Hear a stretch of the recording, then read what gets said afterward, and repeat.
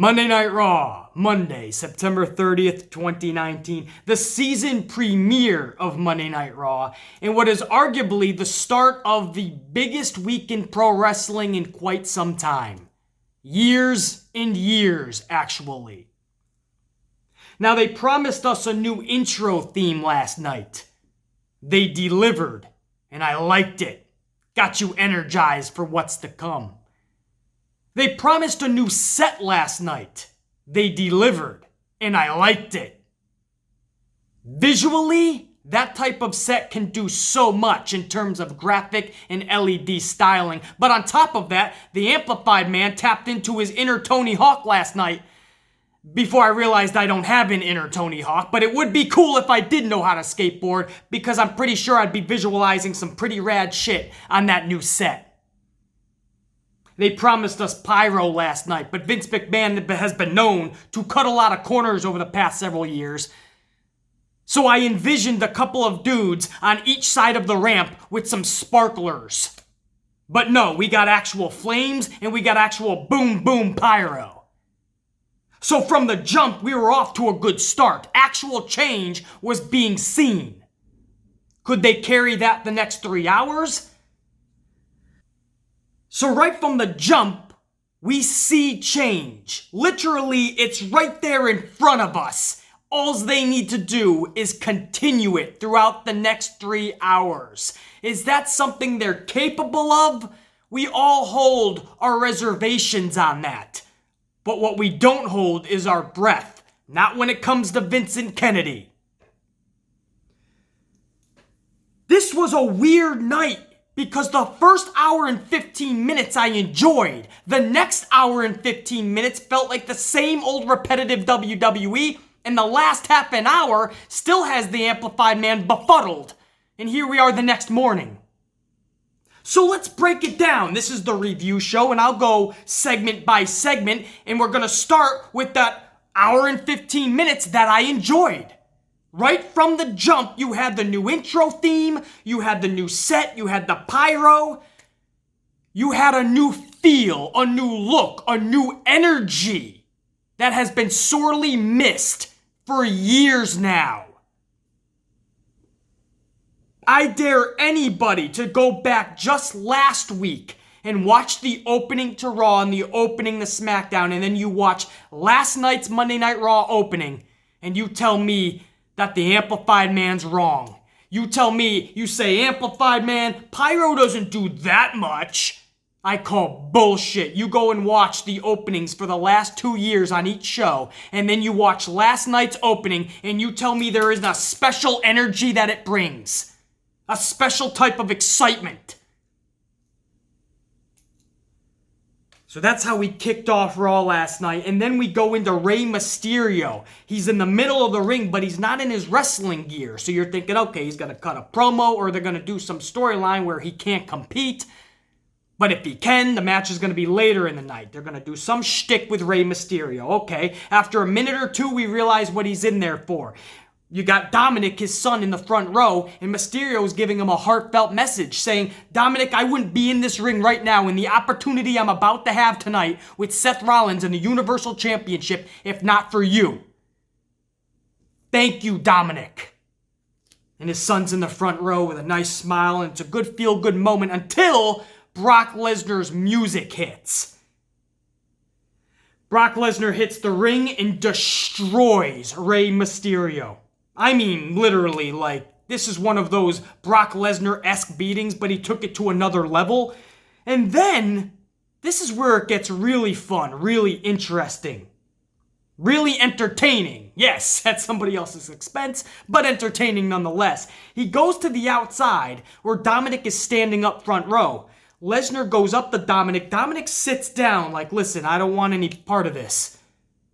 Just leave my dad alone. I don't want any part of this. I'm not stepping up to you. I'm not bowing up.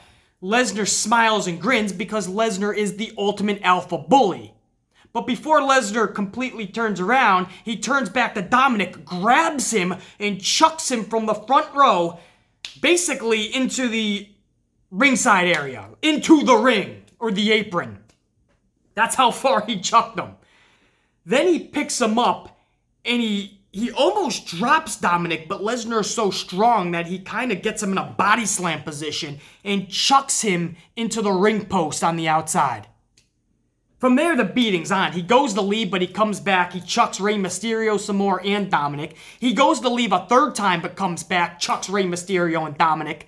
F5s, Suplex City bitches. It was on, and it was pretty devastating. And when you're coming off this new feel, the new intro, the new set, you got the pyro back, and then you see an old school beating like that by somebody who you believe will give that type of beating, somebody that's very realistic in Brock Lesnar, we're off to a damn good start on Monday Night Raw. Anybody that at that point is saying, I don't see the change, they're bullshitting themselves. It's no longer you they're bullshitting, it's just themselves at that point.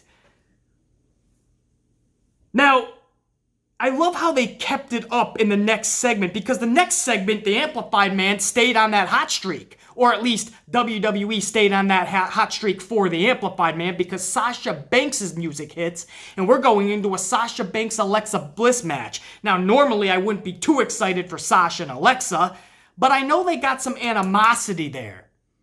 So you never know what Sasha's going to do in these matches, you know, a little bit of teaching of the lesson, you know. By the way, Alexa Bliss had some pyro. I don't know why Alexa deserves pyro, but she got some pyro. That's an interesting side note. But we go into Sasha Banks' match. Becky Lynch comes out for commentary. Now we see Becky Lynch's new intro too. She's got a ton of smoke that comes up. The man has this ultimate entrance. So, hey, whatever, man. Good for her. Sasha Banks is at least in one of the main women's storyline right now. Beggars can't be choosers. I'm taking this shit. I don't care about the fucking entrance right now, as long as Sasha is getting the time of day. So Becky Lynch is on commentary for this match. This match is not long at all. Maybe 5 minutes tops. I didn't get the actual calculation on it. But during this match, I love this. There was a siren that could be heard around the arena, like an ambulance. Couldn't see it, but you heard it. And not long after, Vic Joseph just says that Dominic has been transferred to a local medical facility. Now, normally that's where Michael Cole would just come in and tell us that. But the little detail that's not so minor of having us hear the ambulance through the arena, that adds so much volume to the segment. That adds so much substance to the storyline. I can't even begin to describe to you guys how much that means when you're trying to fill in the details of a story. I love the fact that they went the extra step and had us hear the siren go off and the ambulance taking off. I love that. And again, we never saw it, but we heard it. So they had it in the back of our minds. The severity of the Rey Mysterio and Dominic beating from Brock Lesnar. I love that, guys. And again, that was during Sasha Banks and Alexa. And you had Becky Lynch on commentary. So you did have a lot of bells and whistles. It's like they didn't want you to sit down. They didn't want to calm down the audience. They wanted you to feel like so many things are happening. And they were. So I like that. But in a timely fashion, Sasha Banks scores the victory over Alexa Bliss. Not long after. Pretty damn soon, not long after. Becky Lynch hits the ring for a post-match beating on Sasha. But Sasha got in some blows. There was a little bit of a brawl. But before long, Sasha hightailed it into the crowd. Becky gets on the mic and she delivered a pretty badass line. She said, "You made it personal. I'm gonna make it painful." And Sasha's in the crowd, like recovering from her wounds. I don't mind that at all. I don't care if you beat up Sasha a little bit more on Friday, as long as the end result is Sasha's gonna take that championship Sunday at Hell in a Cell, then I'm all for it. You made Sasha look pretty badass last week, for the most part, so I'm good with that. You needed her to have another dominant week. Luckily, she had that last week. This week, if you want Becky to rough her up a little bit because she's going to lose it Sunday, I'm good with that.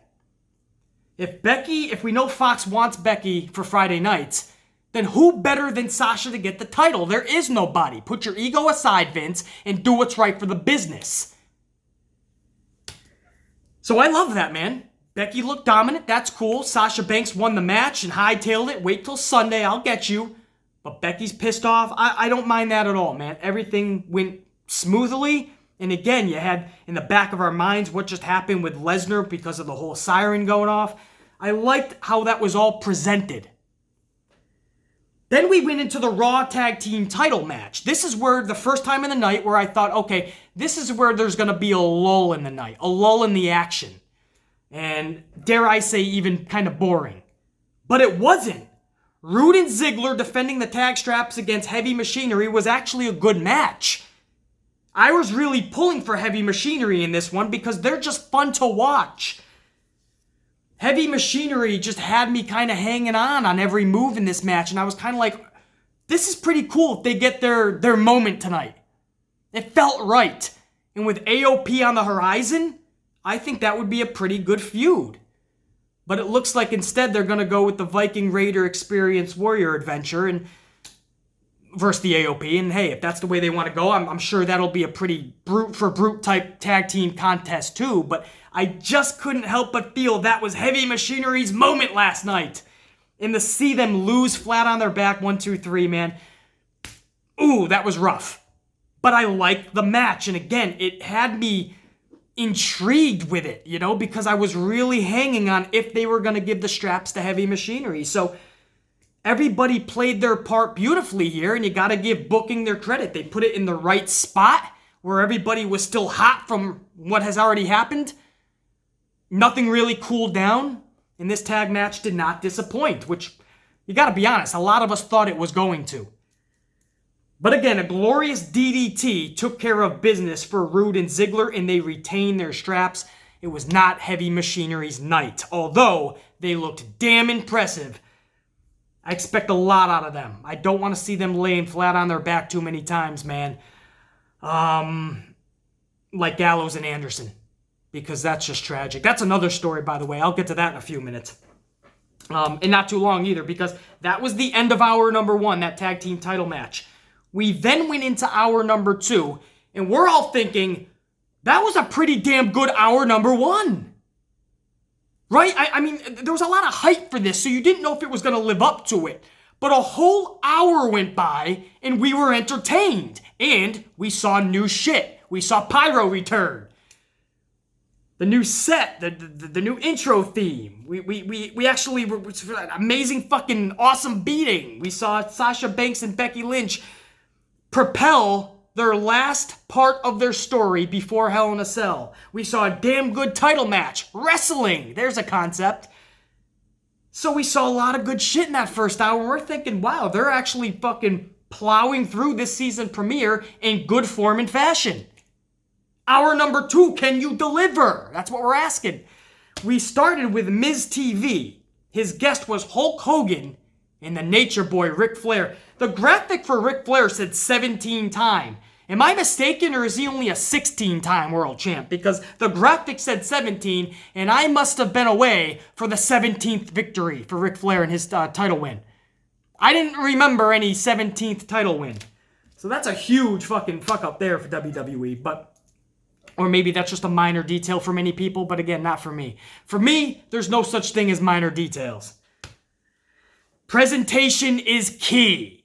That's why for years, I have yearned to bring back Pyro in an entrance theme, in individualistic sets that tell one show from another, because presentation is everything, and perception is reality. You want to look badass, you want to feel special, you want people to think you're special. Perception is reality. Anyway, back to hour number 2. Flair comes down, Hogan comes down, and Hulk and Flair almost come to blows. And even though they're in their 60s and I should not have been okay with this, I was like, let's do this. I wanted to see it. It's almost like a joke if they were in their 30s, like this rivalry would be so badass that we'd be captivated in their 60s. And then you do like a cut jump scene, and they're actually in their 60s about to go to blows with one another. I liked it, man. These are two dudes that live their character. We all know this. Hulk is Hulk 24/7. He's not Terry Bollea.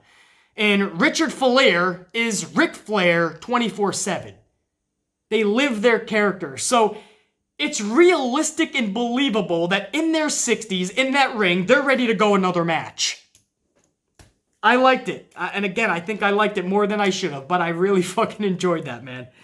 And then it got kind of weird, but a lot of people are more upset than the Amplified Man is, and this is what I'm talking about is Miz announces that there's going to be a 5-on-5 match at Crown Jewel, Saudi Arabia.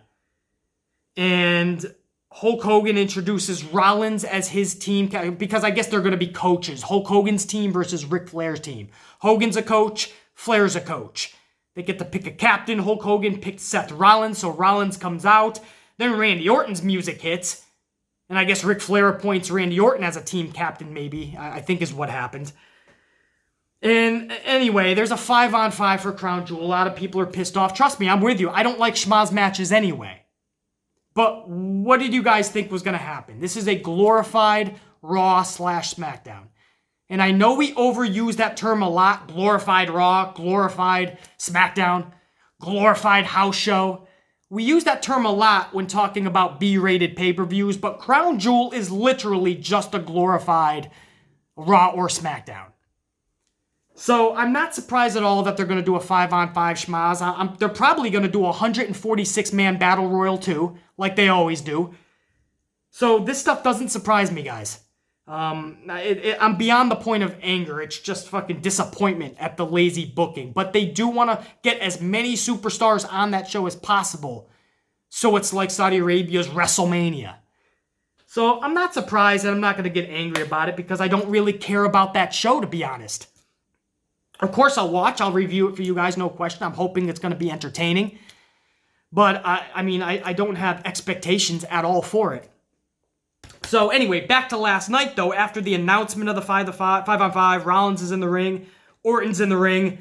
We have like an impromptu match with Rollins and Orton, but not too long after, Baron Corbin, for some reason, comes out. And then Rusev comes out to make the save for Rollins, so Rusev is like a face. And once Rusev and Seth Rollins are standing tall in the ring, they go up the rampway where they're kind of posing with Hulk Hogan and Ric Flair, and that ends the whole first segment of the second hour. A lot of weird shit, a lot of nonsensical shit, but I'm putting that in the I like it category. Because just seeing Hulk Hogan and Ric Flair being Hulk Hogan and Ric Flair, even in their 60s, and not trying to be anything else, I like it, man. I don't know. And again, I'm being severely generous here because there was just a lot of weird shit going on, and it just set up a main event of Rusev and Seth Rollins later in the night because, again, Rey Mysterio obviously could no longer compete. So it was Rusev that now gets that spot.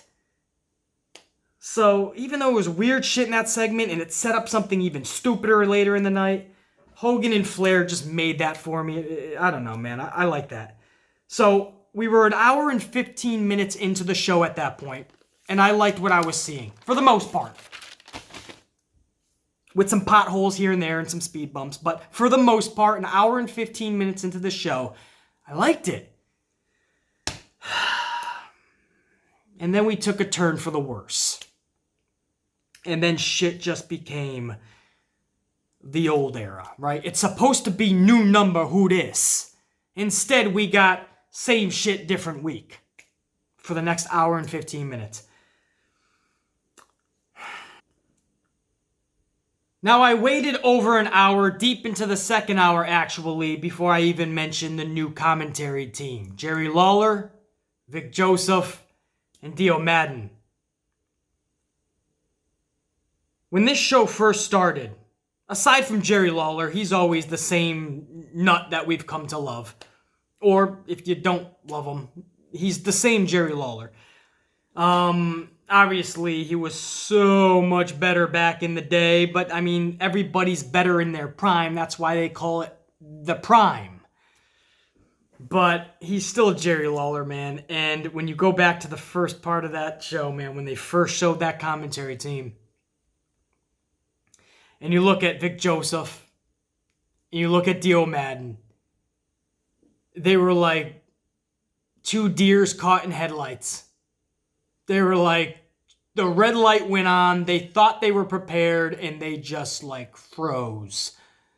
And you go from a hot start with the new theme music, the pyro, and then Vic Joseph at that moment was no better than Michael Cole.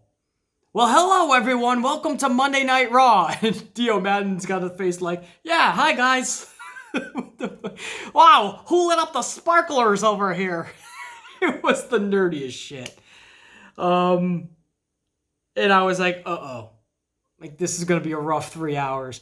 As time went on, the chemistry was clicking. And it takes a while. And I'm not saying 1, 2, or even 3 weeks. Probably not even a full month or two. It's probably going to be longer than that. It takes a while for something special to click sometimes. You have to take time to get acclimated with one another and the atmosphere as a whole. For Joseph and Madden, this is a completely new experience. And for Lawler, just because he's done this gig before, this is a whole completely different era. You gotta give them time to get acclimated. Some people are jumping on them already. Relax. What I saw was them getting better throughout the night. That is a positive. For Jerry Lawler, he far exceeded anything that I thought he had left in him. So that's good. Because I had my reservations about that. And I love Lawler. I'll be the first to admit. I didn't know what to expect, man. But with two rookies, because that's what they are on that stage. And they showed it last night. And Vic Joseph is damn good at what he does. But you could tell, man, that the nerves were there. And for Madden, obviously, that guy last night, Dio Madden, he was the most reserved. As time went on, he started to come out of his shell, which was good to see. Vic Joseph held the fort down, by the way. Just because he has nerves last night, that's to be expected. But he did hold the fort down. I thought, all things considered, for his first night on the job like that, no fill-in for Michael Cole like he did a month or two ago. You know, when it's just a one-off thing, that's one thing. But when you know you're the mainstay going forward, that's a whole different type of pressure and stress. Vic Joseph held the fort down last night. Jerry Lawler exceeded expectations, I felt. And it was Dio Madden that had to come out of his shell more. And as time went on, he did. I'm telling you, if you give him another 4, 5, 6 weeks, we could see something special with these three. Or maybe it's a complete failure, but we have to give them time. You know, it's the first time all three are working together like this. Let's see if they can get acclimated, and let's see if the chemistry is going to be there. I thought it improved throughout the night. What do you guys think? Now, going on with this second hour and where I thought it all started going south after the first hour and 15 minutes. Gallows and Anderson took on the Viking Warrior Experience Adventure Raiders. This was the first real time in this entire show, again, at that point, an hour and 15 minutes into it, where things really calmed down. Not much excitement, and how could there be? They have done nothing with Gallows and Anderson since really they got to the main roster. And the only newsworthy conversation that the Viking Warrior Experience Adventure Raiders have been involved with since their appearance on the main roster is whenever they get a name change. That's the most newsworthy topic for the Raiders. But I digress. The finish saw the Experience Raiders defeat Gallows and Anderson, and that's great for the Experience and not so great for Gallows and Anderson, but I feel like I'm a broken record every week.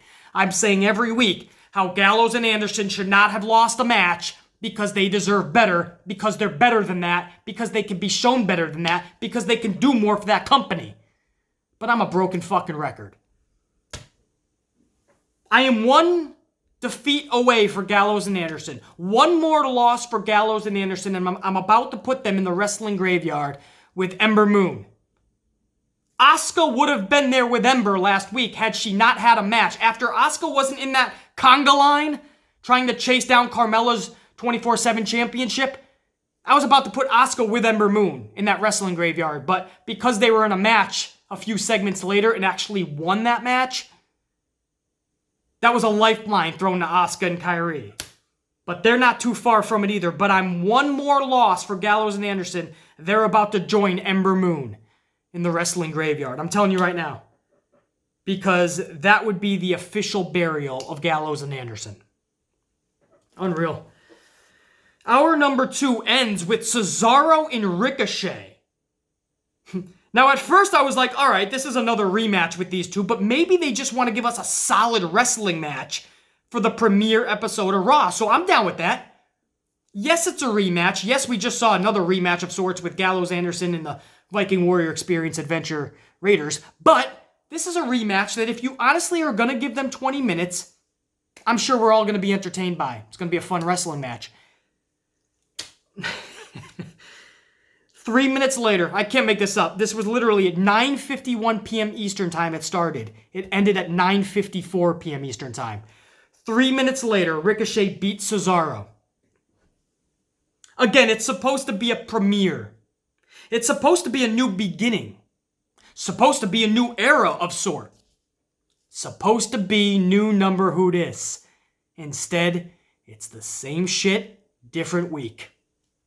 Another rematch ending the same way they all do, in 3 minutes. And that's how we ended hour number 2. Now, hour number 3, this kicks off. Listen, at this point, get away from the rematches, right? The last 2 matches, pathetic. So let's go to something fun. They have just the right recipe for that, the Firefly Funhouse. I'll take it, and this was a good one, too. The entire cast of characters. Huskus the Pig, Ramblin' Rabbit was there. Everybody was there. And they're all kind of trembling in fear because of what's going to happen to Seth Rollins at Hell in a Cell. Ramblin' Rabbit actually says he's scared to death and literally passes out. Bray Wyatt tries to wake him, but realizes that Ramblin' Rabbit isn't waking up. So Bray kind of has a little moment of silence for him, like he's really concerned. But then he just chucks Ramblin' Rabbit to the side and goes, oh well, business as usual. After, what was it? He chucks Ramblin' aside, and then he delivers another strong message to Seth Rollins. And he basically gives a lesson to Huskus the Pig on what Hell in a Cell really is. But it's an underlining message to Seth Rollins, obviously. So the whole tragic thing here is Ramblin' Rabbit loses another one of his 9 lives. Well, that's a cat. How many lives does a rabbit have? Well, listen, at this point, he's running out of them is all I know, because he's already died 7 times on national television. So another tragic moment for Ramblin' Rabbit, and another awesome Firefly Funhouse. I needed to be entertained after the last half an hour I just witnessed. So that was good to see. Then we went into the United States Championship match, AJ Styles taking on challenger Cedric. This is a rematch as well, but just like Ricochet and Cesaro, I'm willing to give this a chance because it could be fun and entertaining if you give them over 20 minutes. Or shit, just give them 15 minutes. Instead, they give them 10 minutes. And in that 10 minutes, because it's AJ Styles and Cedric, they damn sure delivered. That was easily match of the night. And again, it was just 10 minutes that they gave them. Not happy because it should have been 20. This was a championship match on your season premiere.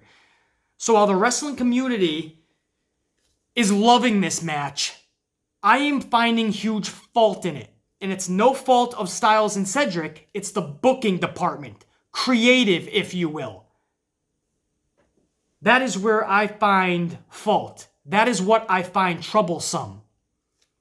So I'm not happy with that. Yes, it was a fun 10 minutes. I've already seen them go 10 minutes. I've already seen them in the ring several times together. 6-man schmazes, tag schmazes, one-on-one matches. 10 minutes is the best you had on your season premiere for a title match with Styles and Cedric? No. I set the standard in the bar too high for that for a reason. Because it should have been met. Too high is just right for those two if you book them the right way. And you don't even have to get creative. You don't even have to waste energy on this. It's Styles and it's Cedric. Just say, oh, all we got to do is give them 20 minutes. Let's make sure they have that, and they're going to tear this place off. The roof is going to be blown right off of it, man. No, they just refuse to take gold that's sitting in their lap. They refuse to just accept it. They have to turn that gold into shit. Time after time. But again, for the 10 minutes it was, obviously this was a good match. I didn't think it wasn't going to be. Styles defeats Cedric, and he keeps the U.S. Championship. All right. Street Profits, they're up next, and they continue to be useless, annoying cheerleaders. And it's gotten to the point of disgust.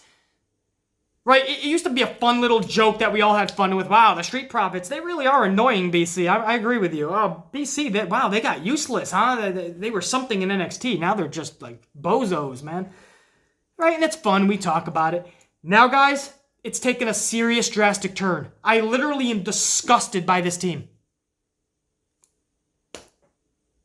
I see the Street Profits come on my screen, and I just think the next 3 minutes is going to be fucking wasteful, useless, nonsensical, embarrassing, annoying bullshit.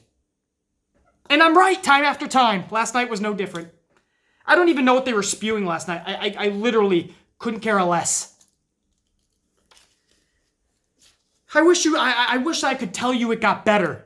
Lacey Evans then takes on Natty. For what? Another fucking rematch, and a match that nobody gives a shit about.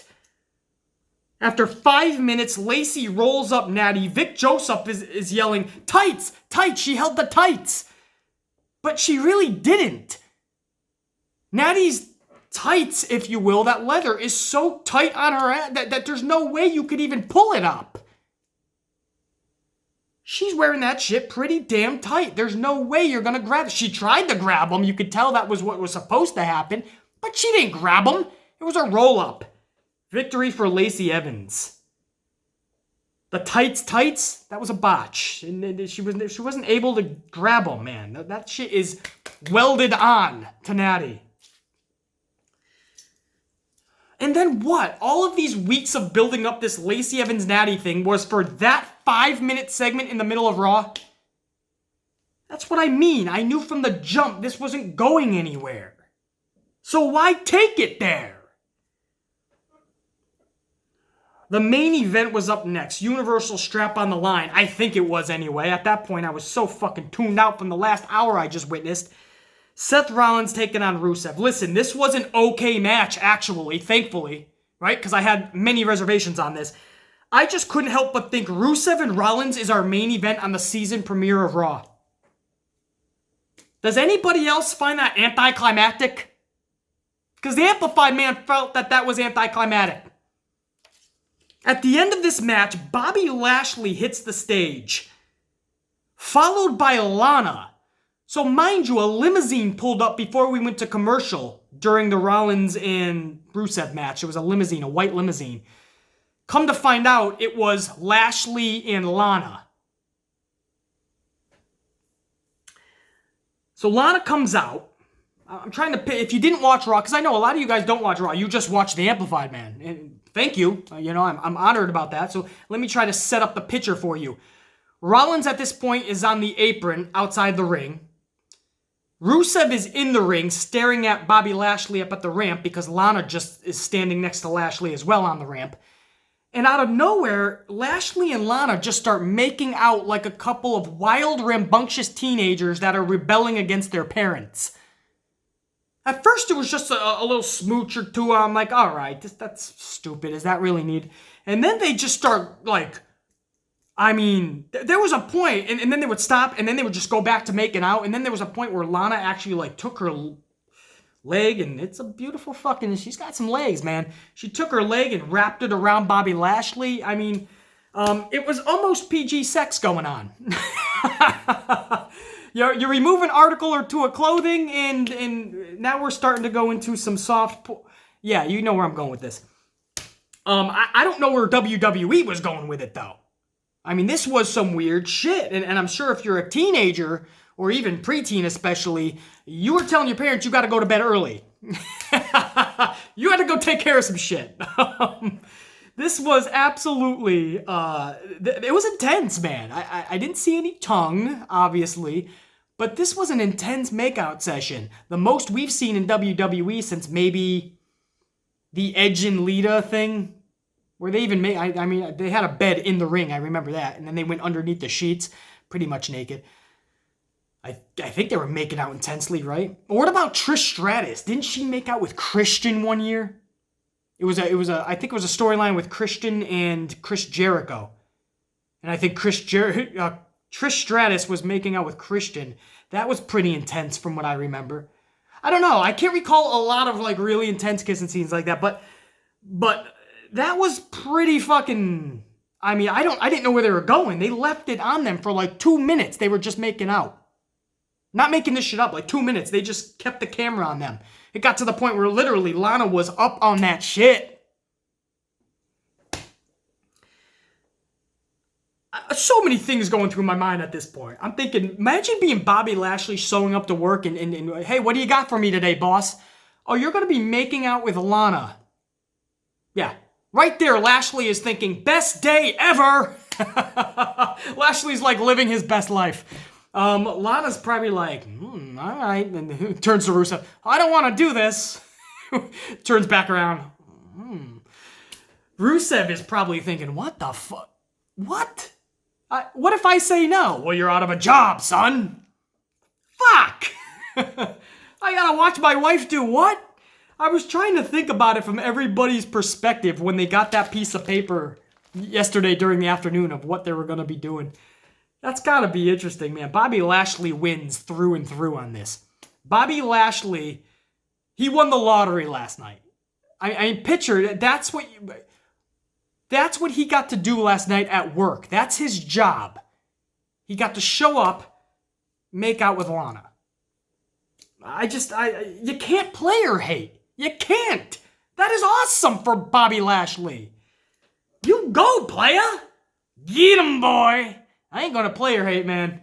You know, where I grew up and how I grew up, you appreciated your buddies or peers or just, you appreciated people, you know, good things happening to them. You appreciated good shit. And I'm not saying the segment was good shit, but for Bobby Lashley, like in a real life form, that is a good day at work. Now, all right, I'll get back to the story and I'll get back to the actual show. I just couldn't help but think of some real life shit there. But back to the storyline. Is that, guys, stick with me here because some people actually like this. And I got you. I could see how you could like it. I personally, I'm more on the I didn't like it side, but I can see why or how you would like it. But here's my question. I don't care if you liked it or not. Was that needed in the final segment of your premiere of Raw? You're telling me your main storyline going forward, because that's what the main event segment on a 3-hour show should be. The main storyline would be in the main event slot. And Bobby Lashley making out with Lana to lead to what? Bobby Lashley and Rusev? That's going to be your main storyline going forward? I ask because some people are like, well, Bray appeared too, BC. So it's Bray and Seth that's still the number one storyline. So that's what I'm saying, guys. Why mesh them together? Couldn't the whole Bobby Lashley thing with Rusev be done in a different way in the middle of Raw? Or if you needed it to be something that you wanted everyone to be seeing or talk about, couldn't it be at the beginning then? Right? Bump the Brock Lesnar thing so we're talking about something special at the top of the second hour. Or put the Rusev Bobby Lashley thing at the top of the second. Just put it somewhere in the middle. Why did that have to mesh in seconds before Bray Wyatt appears and gets Seth Rollins into the claw on the outside of the ring? Because that's what happened. Bray appeared, the lights went out, the screeching, the laughter, the diabolical laughter, that all started hitting, and there was Bray Wyatt, the Fiend. And he gets Seth Rollins into the claw. And that really ends Raw. So it wasn't the makeout session. But that's what I mean. Why mesh that together then? Because if you're like me, the Amplified Man, I was still befuddled and in awe of the makeout session. Bray Wyatt became an afterthought. I honestly didn't, like when Raw was already off the air, they went to their next show, I forgot what it was, Modern Family or some shit. And when they went to that, I wasn't even thinking about Bray Wyatt or what even just happened. I'm still on the makeout session, why the fuck it occurred, where's it leading to, what Bobby Lashley must have been thinking during the day when he got the sheet of paper. These are the things that were in my dome piece. I would not have meshed that together. That's okay if they want that to be a storyline, and I'm willing to give it a chance. There is, in a weird way, something interesting here if they do this correctly.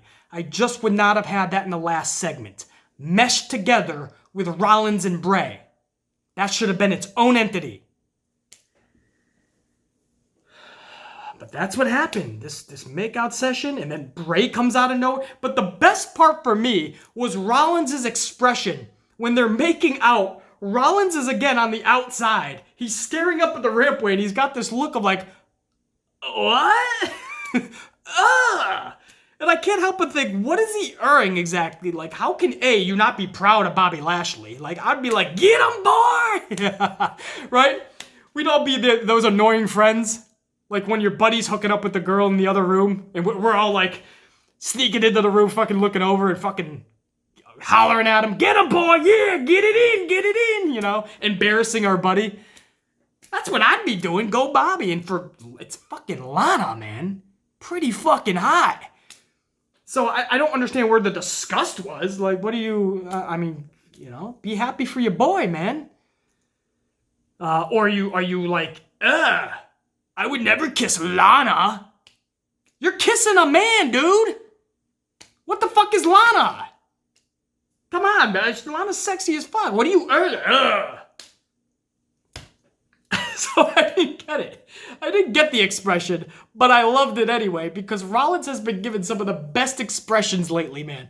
Screaming like a fucking... I won't get into it. He was screaming when Bray Wyatt crawled at him a couple weeks ago. And Seth Rollins is in the corner just screaming his lungs out, man. And then this week, he's looking up at the ramp like, ah! I love it. Rollins is great with his expressions lately. And, ooh, that was a shot. That was Monday Night Raw's season premiere. I don't know what happened after the hour and 15 minutes to begin with. Or I do know, and it's pretty tragic. It's almost like they booked a solid hour and they were kind of like, that's all of the creative juice we have. It's almost like their dome pieces started to smoke. And they're like, malfunction. That's all we have. Dying. Batteries are cut out. And they had no more creative juice to really get into the second hour. It's like they were running on E going into the second hour and not too much into the second hour. The battery died on their creative juices and it just turned into the regular, same old repetitive bullshit that we're used to. We were seeing rematches. We were seeing nonsensical bullshit. We were seeing boring shit we didn't care about.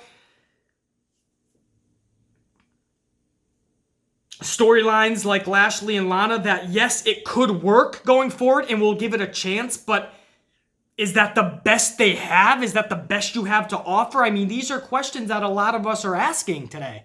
So while we should have been talking about an awesome show because the whole first hour and 15 minutes was freaking good, they just still, even in this new era, fail to put together a complete package, a complete show. And that is not good. And yes, I said new era. Some people still want to fight me on it. It's not a new era, they say. It is. In pro wrestling, we are sitting on a whole new world in pro wrestling. Fuck era. Era doesn't even do it justice. Your developmental brand just got a primetime deal on Wednesday nights. That's not a whole new era, new world in pro wrestling. And in that same time slot on that same night, another big company backed by a multi-billionaire, more money than Vince, they're putting together competition for that developmental brand. That's not a new era. This is a new era, not just for WWE, for pro wrestling. We are sitting on something we haven't seen in a very long time. In fact, this type of situation we've never seen. Even the WCW WWE war back in the day was totally different than what we're sitting on right now. And I just don't know what happened in the final 2 hours here. Man, it sucks because it was starting so good and we all for the first hour were like, this is good. Oh, I'm liking this, man. Please. And if you follow me over on Twitter, you know I kept saying hour 2, you're next. Or then I was like, all right, 2.5 hours down. The last half an hour, we're depending on you. You know, I kept on like, I was playing my fucking street profit role, if you will, and I'm like fucking glorified cheerleading here. Come on, Vince, you can do it, man. Give us a good segment, man. Of course he wasn't going to. I gave you an hour. I have nothing left, Mr. Amplified. That was the season premiere, guys. That's only the start of it. All right, that was all over the place, but I'm willing to see where they go from there. I saw improvement. Now that hour needs to turn into 2 hours, and eventually it needs to become a full, complete package of good shit. We really have to see what Wednesday has to offer with AEW and NXT going head-to-head for the first time ever. And Friday, it's the debut of SmackDown on Fox. The Rock has just been announced to join The Undertaker, Stone Cold Steve Austin. Everybody's going to be there Friday on Fox for Friday Night SmackDown. And then, of course, we go into Sunday Hell in a Cell. So it is just a major week in pro wrestling as a whole, especially WWE, but you can also say especially AEW.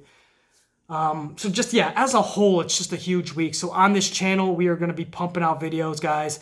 Obviously, stay subscribed and notified. And impromptu videos we'll be shooting out as well. There's a lot to go over, man. Huge fucking week. This is just the start of it. Let's go to fucking Wednesday.